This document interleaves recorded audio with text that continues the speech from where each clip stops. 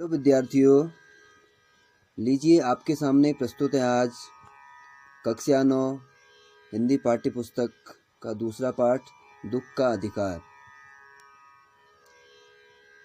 इस कहानी के लेखक यशपाल जी हैं। यशपाल एक ऐसे लेखक हैं जो समाज के यथार्थ को, जो वास्तविक रूप में जो समाज में जो घटनाएं घटित हो रही हैं, पाठकों के समक्ष प्रस्तुत करते हैं। अक्सर हम लोगों का आकलन उसके पहनावे को देखकर करते हैं, जो कि गलत है, क्योंकि इंसान की असली पहचान उसके व्यवहार से होती है, न कि उसके पहनावे से। हम अमीर के दुख और सुख से मतलब रखते हैं, उससे सहानुभूति रखते हैं, मगर गरीब से हम सहानुभूति तो दूर, बिना सोचे समझे उनसे हम गलत बोल देते हैं। इस कहानी में एक गरीब दुखियारी का 23 साल का बेटा मर जाता है क्योंकि सांप उसको डस लेता है। वह गरीब शोक से उबर नहीं पाई थी कि घर में बाकी लोग भूख से रो रहे हैं। वह बेचारी अपनी आंसू छुपाने के लिए अपना चेहरा आंचल से ढकती है और तरबूज बेचने के लिए फुटपाथ पे बैठ जाती है। मगर फिर भी लोग उसकी मजबूरी को बिना समझे उसको गलत समझते हैं, जबकि समाज में एक और माँ अपने बेटे को खोती है, उससे सबको सहानुभूति होती है क्योंकि वह ऊंचे कुल से है। लेखक कहना चाहता है कि समाज में दुखी होने का हक सबको है, गरीब को भी रोने का और शोक मनाने का हक है। यहाँ पर एक पंक्ति मुझे याद आती है।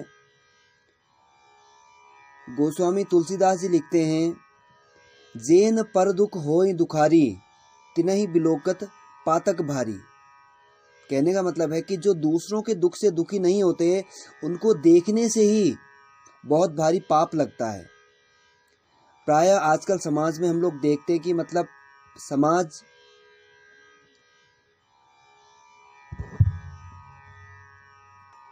काफी संवेदनहीन हो चुका है।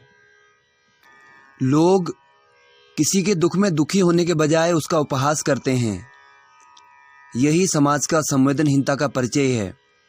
हम लोग देखते हैं ना कि कोई कहीं गिर रहा होता है, कोई कहीं डूब रहा होता है, एक्सीडेंट होता है, हम लोग बचाने के बजाय वीडियो बनाने में व्यस्त रहते हैं। ये आजकल समाज की धारणाएं हो चुकी हैं, तो इसको बदलना होगा। तो इसी चीज को ध्यान रखते हुए यशपाल जी ने इस पाठ को लिखा है। मनुष्यों की पोशाकें उन्हें विभिन्न श्रेणियों में बांट देती हैं, यानी कि पोशाक, उसकी वेशभूषा, उसका पहनावा। हम मनुष्यों के पहनावे को देखकर ही पता लगाते हैं कि ये व्यक्ति अमीर है कि गरीब है। यह पोशाकी समाज में मनुष्य का अधिकार और उसका दर्जा निश्चित करती है कि समाज में क्या उसे अधिकार प्राप्त होंगे, किस दर्जे, किस कैटेगरी में उसको रखा गया है। यह पोशाकी निश्चित करती है। वह हमारे लिए अनेक बंद दरवाजे खोल देती है, परंतु कभी कभी ऐसी भी परिस्थिति आ जाती है कि हम जरा नीचे झुककर समाज की निचली श्रेणियों की अनुभूति को समझना चाहते हैं। उस समय यह पोशाकी बंधन और अड़चन बन जाती है। जैसे वायु की लहरें कटी हुई पतंग को सहसा भूमि पर नहीं गिर जाने देती, उसी तरह खास परिस्थितियों में हमारी पोशाक हमें झुक सकने से रोके रहती है। यहाँ पर लेखक ने वायु और कटी हुई पतंग का एक उदाहरण दिया है कि जिस प्रकार पतंग की डोर कटने के बावजूद भी पतंग एकदम भूमि पर नहीं आती है, वो धीरे धीरे हवा उसको रोके रखती है। वो जो घूमते फिरते तब तक वो बहुत देर तक वायुमंडल में घूमती रहती है। उसी प्रकार से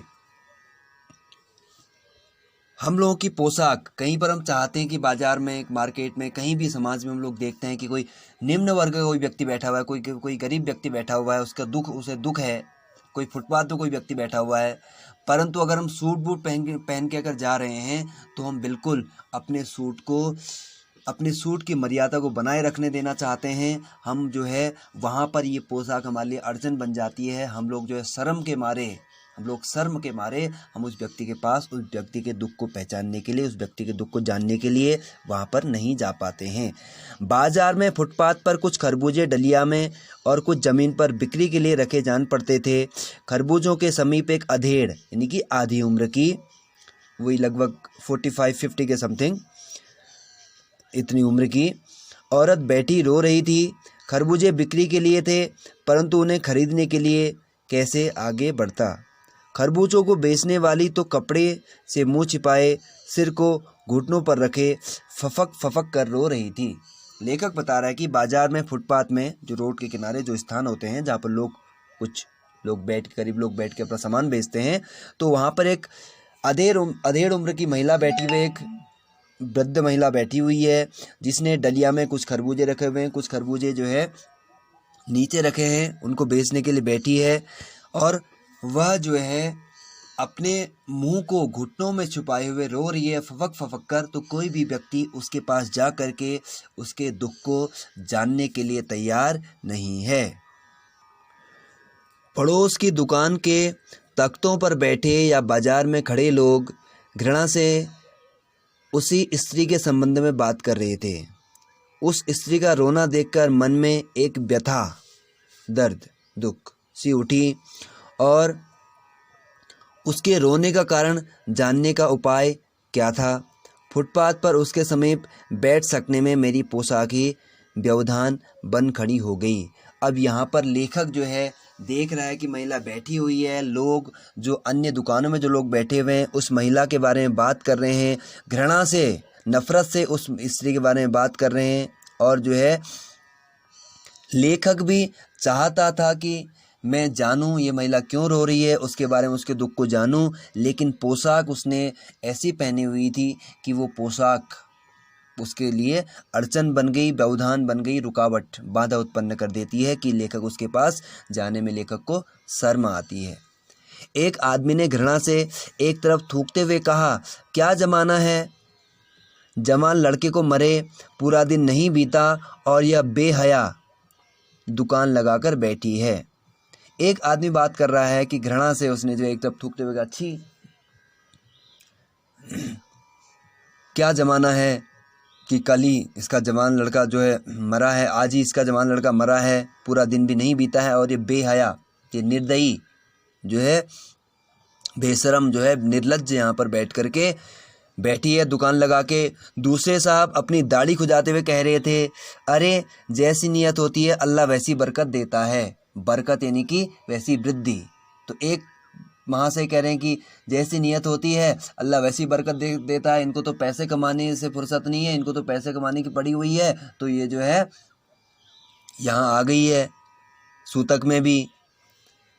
सामने के फुटपाथ पर खड़े एक आदमी ने दिया सलाई की तीली से कान खुजाते हुए कहा, क्या कहा, अरे इन लोगों का क्या है, ये कमीने लोग रोटी के टुकड़े पर जान देते हैं।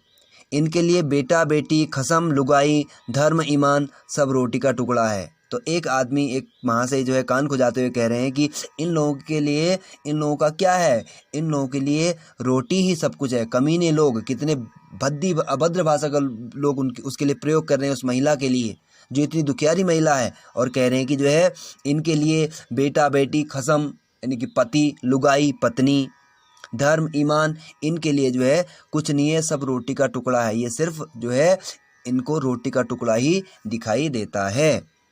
परचून की दुकान पर बैठे लाला जी ने कहा, अरे भाई, उसके लिए मरे जिए का कोई मतलब न हो, पर दूसरे के धर्म ईमान का तो ख्याल करना चाहिए। जवान बेटे के मरने पर 13 दिन का सूतक होता है और वह यहाँ सड़क पर बाजार में आकर खरबूजे बेचने बैठ गई है। 1000 आदमी आते जाते हैं, कोई क्या जानता है कि इसके घर में सूतक है, कोई इसके खरबूजे खा ले तो उसका ईमान धर्म कैसे रहेगा, क्या अंधेर है। यहाँ पर बच्चों अंधविश्वास की या छुआछूत की बिल्कुल पराकाष्ठा को लेखक ने प्रस्तुत किया। यहाँ पर सब लोग आपस में बातें कर रहे हैं, कोई कुछ बोल रहा है, कोई कह रहा है कि इन लोगों के लिए रोटी सब कुछ है, कोई कह रहा है कि जो है इन लोगों को बेशर्म है, निर्लज्ज हैं, इनके लिए कुछ रिश्ते नाते इनके लिए कुछ नहीं है। तो इस प्रकार से परचून की दुकान, इनकी जो जहाँ पर आटे चावल की जो दुकान होती है, एक व्यक्ति वहाँ बैठे हैं, तो उनके लिए वो व्यक्ति कह रहे हैं और लाला जी कह रहे हैं कि अरे भाई, इनके लिए जिए मरे का कोई मतलब नहीं है, परंतु इनको दूसरे लोगों का तो धर्म ईमान का ख्याल रखना चाहिए, क्योंकि जब भी हम किसी के घर में किसी की मृत्यु होती है तो 13 दिन का सूतक माना जाता है। उस सूतक काल में उनके हाथ का छुआ नहीं खाते हैं, ऐसी मान्यता है, ऐसा माना जाता है। तो इसको जो है दूसरों का ध्यान रखना चाहिए। दूसरों, अगर कोई अनजान आदमी आके अगर इससे खरबूजे खरीद लेगा, अगर वो खरबूजे खा लेगा, तो उसका ईमान धर्म नष्ट होगा कि नहीं होगा? तो ऐसा अंधेर है। आस पड़ोस की दुकानों से पूछने पर पता लगा कि उसका 23 वर्ष का जवान लड़का, घर में उसकी बहू और पोता पोती हैं। लड़का शहर के पास 1.5 बीघा भर ज़मीन में कचियारी करना यानी कि सब्जियां लगाना, परिवार का निर्वाह मीन्स गुजारा करता था। खरबूजों की डलिया बाजार में पहुंचाकर कभी लड़का स्वयं सौदे के पास बैठ जाता, कभी माँ बैठ जाती। लड़का परसों सुबह मुंह अंधेरे बेलों में से पके खरबूजे चुन रहा था। गीली मेड़ की तरावट में विश्राम करते हुए एक सांप पर लड़के का पैर पड़ गया। सांप ने लड़के को डस लिया। बाजार में ये सारा दृश्य लेखक देख रहे हैं। लोग आपस में उस महिला के बारे में बात कर रहे हैं। लेखक उन बातों को सुन रहे हैं, परंतु लेखक को पता नहीं है कि वास्तविक घटना क्या है, कि वास्तव में ये महिला क्यों रो रही है, क्यों यहाँ बैठी हुई है। तो लेखक को कुछ नहीं पता है। तो लेखक ने पूछा पड़ोस में कि भाई क्या बात है। तो पूछने से पता लगा कि वो जो महिला है उसका 23 वर्ष का जवान लड़का था, जो शहर में जो है 1.5 बीघा ज़मीन पर सब्जियां लगा करके अपने परिवार का गुजारा करता था। खरबूजों की डलिया, खरबूजे वगैरह लगा के वहाँ से तोड़ के डलिया बाजार में पहुँचा देता। कभी स्वयं बैठ जाता बेचने के लिए, कभी उसकी माँ बैठ जाती। इस तरह वो लोग अपना गुजारा करते थे। लेकिन परसों की बात है, सुबह सुबह प्रातःकाल की वेला में वो लड़का खरबूजे तोड़ने जैसे ही जाता है तो वहाँ पर तरावट थी मेड़ में, तो वहाँ एक सांप आराम कर रहा था। तो गया, अंधेरा था, उतना ध्यान नहीं रहा होगा, तो पैर पड़ गया सांप में, तो सांप ने उसको डस दिया और उसके बेटे की मृत्यु हो गई। लड़के की बुढ़िया माँ बावली होकर ओझा को बुला लाई। झाड़ना फूकना हुआ, नागदेव की पूजा हुई। पूजा के लिए दान दक्षिणा चाहिए।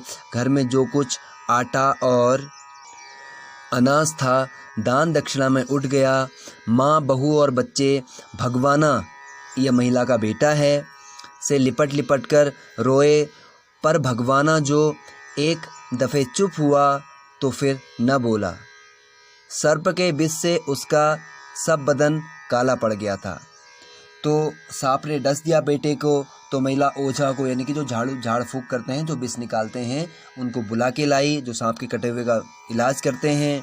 तो उसके लिए घर में जितना अनाज था वो अनाज दान दक्षिणा में, और तो कुछ था नहीं घर में, तो वो दे दिया। और लेकिन फिर भी जो है बच्चे को नहीं बचा पाई। उसके सभी परिवार के लोग, उसकी बहू, उसके पोता पोती अपने पिताजी से लिपट करके रो रहे हैं, उसके बेटे से लिपट करके रो रहे हैं। उसका जो बदन है, जो शरीर है, वो सांप के विष से काला पड़ गया है। जिंदा आदमी नंगा भी रह सकता है, परंतु मुर्दे को नंगा कैसे विदा किया जाए, उसके लिए तो बजाज की दुकान से नया कपड़ा लाना ही होगा, चाहे उसके लिए माँ के हाथों के छन्नी ककना ही क्यों न बिक जाए। आगे लेखक कहते हैं कि जो व्यक्ति जिंदा है वो तो मांग करके भी पुराने कपड़ों से भी काम चला लेगा, किसी के दिए हुए कपड़े भी पहन लेगा, परंतु जो मुर्दा व्यक्ति है उसके लिए तो कफन, नया कपड़ा लाना ही होता है। तो उसके लिए जो है माँ के पास कुछ नहीं था घर में, जो उनके पास जो भी आभूषण थे छन्नी ककना यानी कि जो भी उनके पास जो आभूषण थे छोटे मोटे, वो भले ही वो ही क्यों ना बिक जाएं, लेकिन कुछ न कुछ तो लाना ही पड़ता है। भगवाना परलोक चला गया। घर में जो कुछ चूनी भूसी सो उसे विदा करने में चली गई। बाप नहीं रहा तो क्या लड़के सुबह उठते ही भूख से बिलबिलाने लगे। दादी ने उन्हें खाने के लिए तरबूजे दे दिए, लेकिन बहू को क्या देती। बहू का बदन बुखार से तवे की तरह तप रहा था। अब बेटे के बिना बुढ़िया को दुवन्नी चवन्नी भी कौन उधार देता। बच्चों, बहुत दुख की बात है कि यहाँ पर उस महिला का बेटा मर चुका है और जितना कुछ घर में अनाज था वो सब दान दक्षिणा में दे दिया। जो नकदी थी वो उसके लिए कपड़े वगैरह जो भी अंतिम संस्कार के लिए सामग्री खरीदनी होती है उस चीज़ में चली गई। अब घर में कुछ नहीं बचा। लेकिन जो घर में छोटे छोटे बच्चे हैं उन्हें नहीं पता, उन्हें तो खाने से मतलब है। छोटे बच्चे होते हैं तो उन्हें क्या मतलब कि भैया पिताजी चले गए या पिताजी नहीं रहे तो हम जो है वो भूख से रो रहे हैं, भूख से बिलबिला रहे हैं। क्या करती महिला, थोड़े तरबूजे ला करके उनको दे दिए। और बहू एक तरफ, बहू का बदन बुखार से तप रहा है, बहू बुखार से परेशान है। और उस महिला का जिसका बेटा ही ना मर गया हो उसको अभी उधार भी कौन देता। हम लोग देख रहे हैं कि कहानी पढ़ रहे हैं कि लोग उधार देने के बजाय उसके दुख को समझने के बजाय लोग उससे घृणा कर रहे हैं, लोग उससे घृणा सूचक बातें कर रहे हैं। तो इस तरीके से उसकी जो बहू है वो बुखार से पीड़ित है। बुढ़िया रोते रोते और आंखें पोंछते पोंछते भगवान के बटोरे हुए खरबूजे डलिया में समेटकर बाजार की ओर चली। और चारा भी क्या था, अब वह और क्या कर सकती थी। घर में बहू के लिए दवा लेके आनी है, बच्चों के पेट भरने के लिए अन्न का जुगाड़ करना है।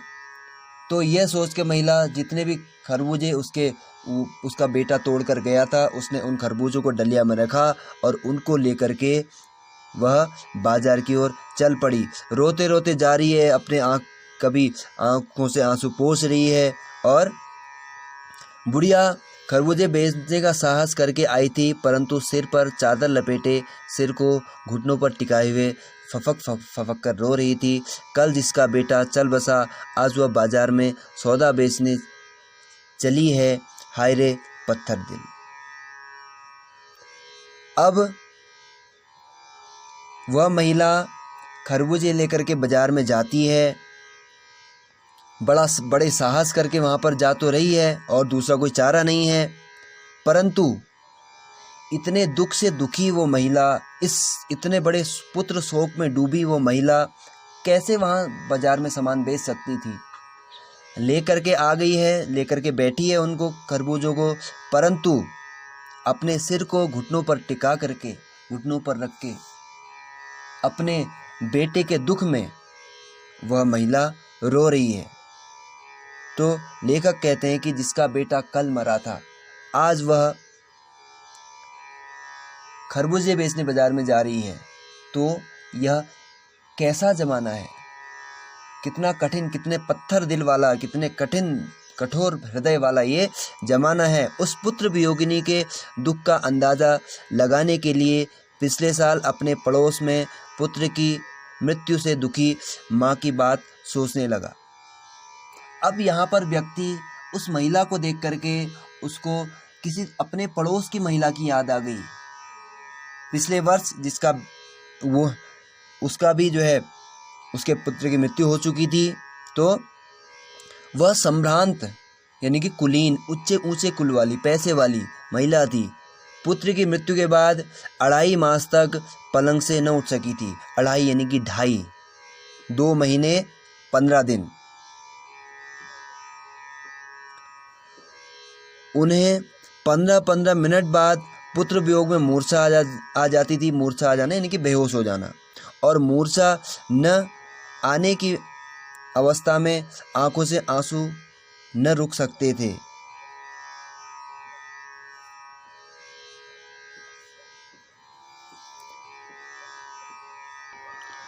दो दो डॉक्टर हरदम सिराने बैठे रहते थे। हरदम सिर पर बर्फ रखी जाती थी। शहर भर के लोगों के मन उस पुत्र शोक से द्रवित हो उठते थे। अब लेखक बता रहा है कि पिछले वर्ष की बात है, उसके पड़ोस में एक महिला थी जो संभ्रांत महिला थी, जो कुलीन महिला थी, उसको भी पुत्र शोक हुआ। वह महिला 2.5 महीने तक बिस्तर से नहीं उठ पाई। 2.5 महीने तक वो महिला पलंग में बैठी रही और हर 15-15 मिनट के बाद उस महिला को मूर्छा आ जाती। मूर्छित होकर वो बेहोश हो जाती अपने पुत्र वियोग में। और जिस समय उसे मूर्छा नहीं आती उस समय उसके बिल्कुल आंखों से हर समय आंसू गिरते रहते। दो दो डॉक्टर उसके सिराने बैठे रहते, उसके सिर पर बैठे रहते। हर समय दो दो डॉक्टर उसके पास। हर समय उसके सिर पर बर्फ रखी जाती उसके सिर को ठंडा करने के लिए। तो इस तरीके से पूरा शहर उस वियोगिनी के पुत्र वियोग से दुखी था। और एक तरफ ये महिला है जो गरीब महिला है, परंतु वह महिला अपनी मजबूरी के कारण बाजार में खरबूजे बेचने आई है। तो लोग उसके लिए तमाम तरह तरह की गलत गलत बातें, घृणास्पद बातें उसके लिए लोग कर रहे हैं। मन को सूझ का रास्ता नहीं मिलता तो बेचैनी से कदम तेज हो जाते। उसी हालत में नाक ऊपर उठाए राह चलतों से ठोकरें खाता मैं चला जा रहा था, सोच रहा था। आगे लेखक बता रहे हैं कि मैं इन दोनों बातों को सोच रहा था कि एक वो महिला थी, लोग किस तरीके से उसके दुख में दुखी थे। एक ये महिला है, लोग इस महिला से किस तरह घृणा कर रहे हैं। तो ये सब मेरी कुछ समझ में नहीं आ रहा था। ये सब सोचते सोचते मैं जा रहा था। कहीं मैं ठोकरें लगती मुझे, कहीं मैं ठोकरें खाता। ये सब सोचते मैं वहाँ से जा रहा था। शोक करने, गम मनाने के लिए भी सहूलियत चाहिए और दुखी होने का भी एक अधिकार होता है।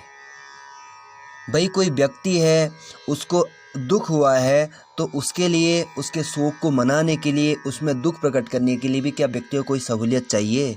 कोई उसके लिए व्यक्ति को सहजता चाहिए। दुखी होने का भी किसी वर्ग विशेष को क्या अधिकार है? व्यक्ति ये सोचता हुआ जा रहा है। दुखी होने का, दुख तो एक स्वाभाविक चीज़ है। वह तो व्यक्ति के साथ घटित घटना से स्वयं प्रकट होने वाली चीज़ है। तो दुखी होने का किसी को कोई विशेष अधिकार, किसी वर्ग विशेष को कोई विशेष अधिकार नहीं है। आइए अब इस पाठ के प्रश्नोत्तर पर चर्चा करते हैं। पहले कुछ मौखिक प्रश्न हैं। किसी पोशाक को देखकर हमें क्या पता चलता है? उत्तर है, किसी की पोशाक को देखकर हमें समाज में उसके अधिकार और दर्जे का पता चलता है। हमें यह पता चलता है कि यह व्यक्ति किस दर्जे का है, ये अमीर है, ये गरीब है, ये मिडिल क्लास फैमिली का है। इस तरीके से खरबूजे बेचने वाली स्त्री से कोई खरबूजे क्यों नहीं खरीद रहा था? उत्तर है, खरबूजे बेचने वाली स्त्री से कोई खरबूजे इसलिए नहीं खरीद रहा था क्योंकि वह मुंह छिपाए सिर को घुटनों पर रख फपक फपक कर रो रही थी।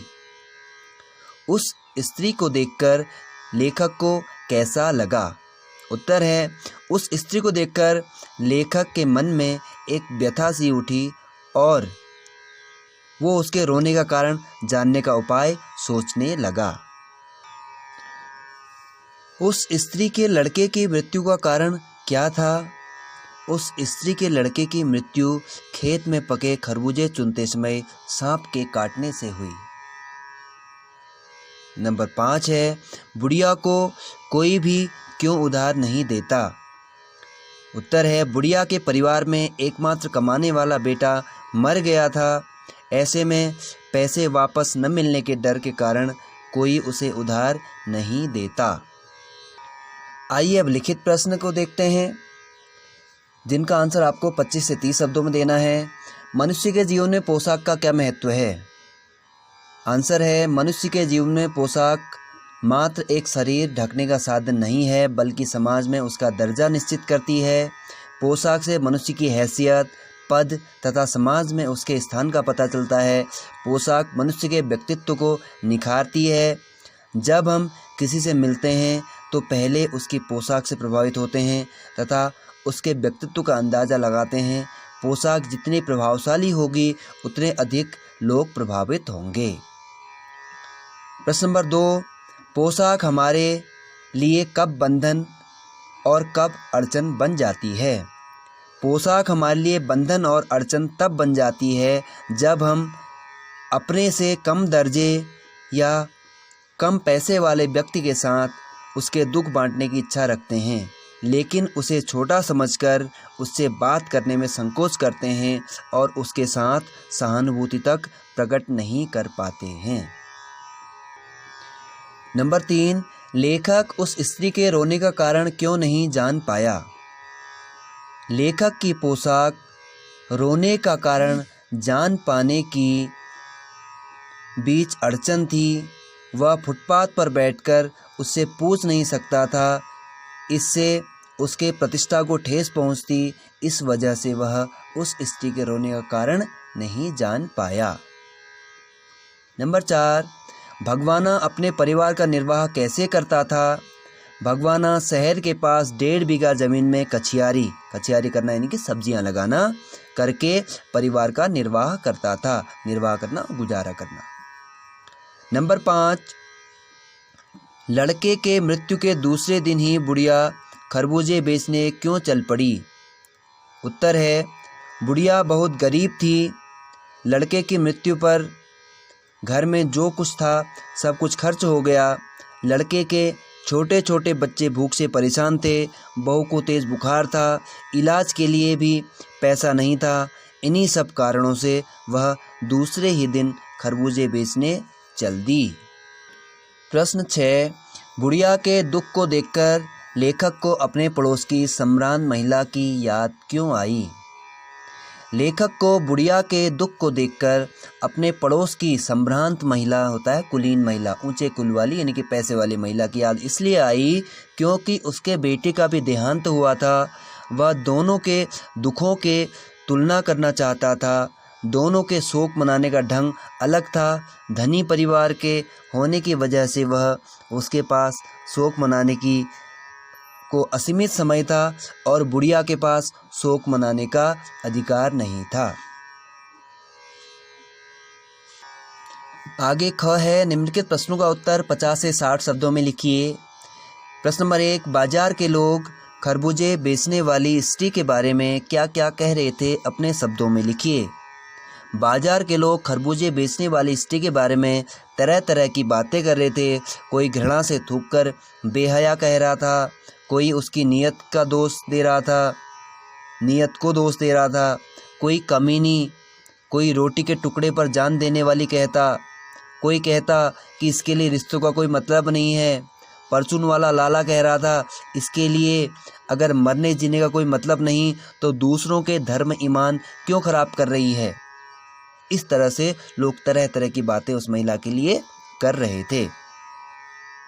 प्रश्न नंबर 2, पास पड़ोस की दुकान से पूछने पर लेखक को क्या पता चला?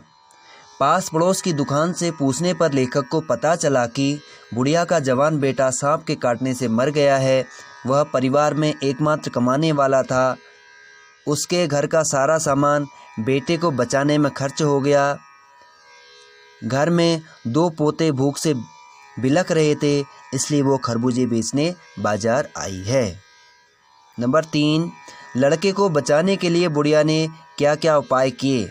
उत्तर है, लड़के के मृत्यु होने पर बुढ़िया पागल सी हो गई। वह जो कर सकती थी उसने किया। वह ओझा को बुला लाई, झाड़ना फूकना हुआ, नाग देवता की पूजा भी हुई। घर में जितना अनाज था दान दक्षिणा में समाप्त हो गया, परंतु उसका बेटा न बच सका। चौथा क्वेश्चन है, लेखक ने बुढ़िया के दुख का अंदाजा कैसे लगाया? लेखक उस पुत्र वियोगिनी के दुख का अंदाज़ा लगाने के लिए पिछले साल अपने पड़ोस में पुत्र की मृत्यु से दुखी माता की बात सोचने लगा, जिसके पास दुख प्रकट करने का अधिकार तथा अवसर दोनों था, परंतु यह बुढ़िया तो इतनी असहाय थी कि वह ठीक से अपने पुत्र की मृत्यु का शोक भी नहीं मना सकती थी। 5वां प्रश्न है, इस पाठ का शीर्षक दुख का अधिकार कहाँ तक सार्थक है, स्पष्ट कीजिए। यह जो शीर्षक है, जो इसका टाइटल नेम है, क्या यह उचित है, उपयुक्त है, इस बात को हमने लिखना है। इस पाठ का शीर्षक दुख का अधिकार पूरी तरह से सार्थक सिद्ध होता है, क्योंकि यह अभिव्यक्त करता है कि दुख प्रकट करने का अधिकार व्यक्ति की परिस्थिति के अनुसार होता है। यद्यपि दुख का अधिकार सभी को है, गरीब बुढ़िया और संभ्रांत महिला दोनों का दुख एक समान ही था। दोनों के पुत्रों की मृत्यु हो गई थी, परंतु संभ्रांत महिला के पास सहूलियतें थी, समय था, इसलिए वह दुख मना सकी। परंतु बुढ़िया गरीब थी, भूख से बिलखते बच्चों के लिए पैसा कमाने के लिए निकलना था। उसके पास न सहूलियतें थी न समय, वह दुख न मना सकी, उसे दुख मनाने का अधिकार नहीं था, इसलिए शीर्षक पूरी तरह सार्थक प्रतीत होता है। धन्यवाद। आगे एक नए पाठ के साथ फिर मिलते हैं।